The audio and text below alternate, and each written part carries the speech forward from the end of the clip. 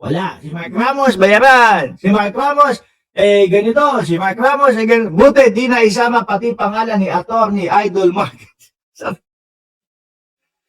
Naku, baka mamaya oy, Pokis, baka mamaya yung iba dito patay na.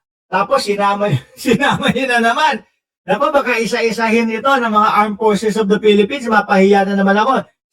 Kayo, si ganito, patay na. Si ganito, patay na. O paano kung ano yan, susuporta doon sa 18 Marines? Kasi ang dalihong mga mauto. Di ba? Uto-uto kayong mga veterano kayo, nagpapagamit kayo. Oh.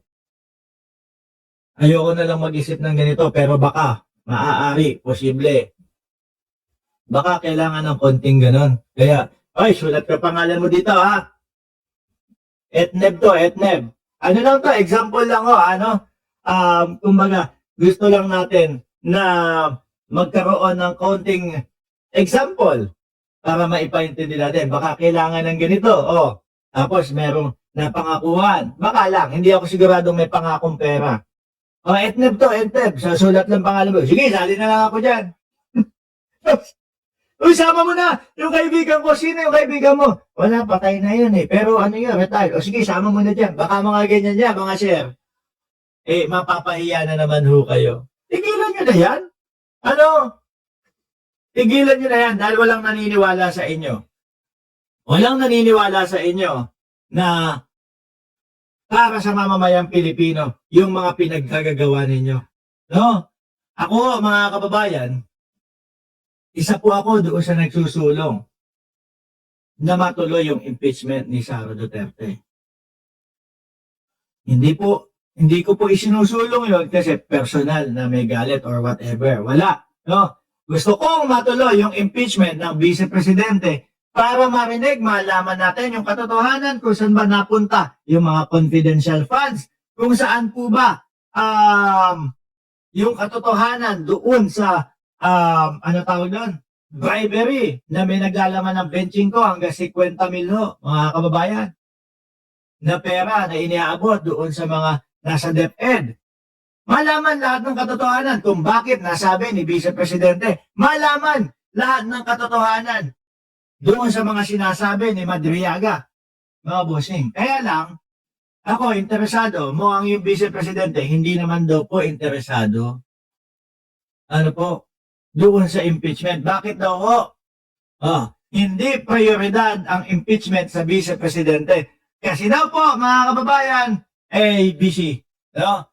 Mas madaming prioridad. No? Marami akong ginagawang trabaho. Yan, sabi ng Vice Presidente, sabi ng News 5, marami akong ginagawang trabaho. Hindi yan ang prioridad ngayon ng Office of the President. Office of the Vice President. Totoo ba? Tapos mamukat-mukat na naman ho namin ang i-hire ninyo na lawyer, na attorney, 16. Tapos mamukat-mukat ninyo hindi merong maisingit ko to. Kasi may kumakalat sa social media, mga kababayan. No? Hindi ko sigurado kung totoo ito, pero kumakalat sa social media na nakalagay dito, urgent verification, ayan, may address, etc. Melvin Matibag, Director, urgent verification of reported threat to the life of Ramil Madriaga. Doon daw sa loob. Kasi mga kababayan, umuugong-ugong na isa sa gagamiting witness o magsasalaysay sa impeachment ng Vice Presidente o tatayong testigo laban sa Vice Presidente, eto pong si Ramil Madriaga, mga kababayan. No? Ngayon, hindi natin sigurado kung talaga bang nangyari ito, pero may pagsulat po. Attorney Melvin Matibag, National NBI, Dear Director Matibag, good day. We respectfully bring to your attention a report received yesterday concerning a threat to the life of our client, Ramil Madriaga. Ipapayari, ganon. Allegedly made by a fellow inmate. Nako. Paganahin natin ang imagination natin, ang imahinasyon natin. Hindi kaya may binayarang inmate, yariin mo na yan. Tirahin mo. Baka maka-apekto pa, baka matuluyan na ma-impeach ang Vice Presidente. Pwedeng ganun, no? No, example. Dapat ganito si Suntay dapat eh. Kapag ka magkakaroon siya ng imahinasyon, sasabihin niya, example lang po, gamitin lang natin yung imahinasyon natin. Iba para safe siya. Safe, gamitin natin yung imagination natin. Hindi kaya binayaran yung inmate? Yariin mo na yan. Kasi titistigo yan doon sa impeachment ni Sara Duterte. Maaari, posibleng ganun, ano? Sabi ni Alonli TV, nagbabalak idedo ni Sara Madriaga. Totoo, sinasabi lahat ng bagman niya. Sabi ni Alonli TV. We respectfully bring to your attention a report received yesterday concerning a threat to the life of our client, Ramil Madriaga, allegedly made by a fellow inmate. We understand that the threat was thwarted. However, we are currently verifying the full details and circumstances surrounding the incident.